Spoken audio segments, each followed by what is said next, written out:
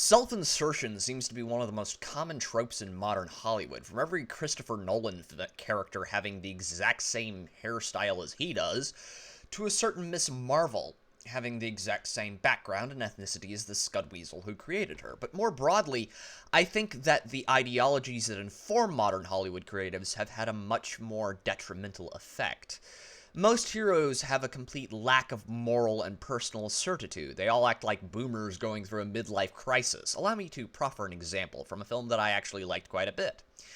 Maverick from the Top Gun sequel. He spends half the film being lectured to about how he is a washed-up fossil that needs to be put in his place, how he needs to retire.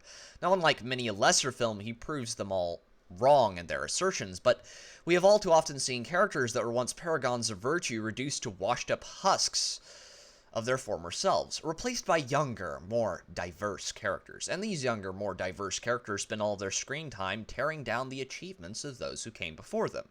And this, I think, is also self-insertion, though perhaps unintentional.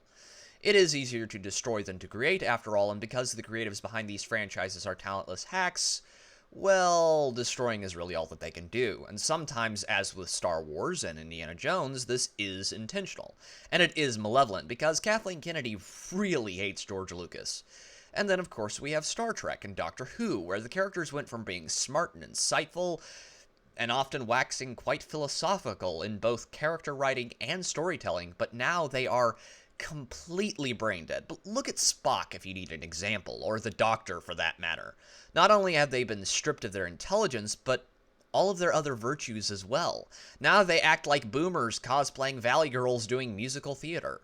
Yes, it is that bad. And therein lies the rub. These films are made by people who have moral compasses more compromised than our southern border, and it shows in their work. And they have a complete lack of experience outside of writing because, well, they came right out of writing school and went right into Hollywood. We don't have Ian Fleming or Gene Roddenberry writing scripts because they would be considered to be a toxic white male and would get Me Too'd in a heartbeat. And thus my generation is stuck with a bunch of left coast Kanuckistani commies destroying the works of the aforementioned greats. But tell me what you think down below. This has been Pete, the Heretical Nerd, signing off.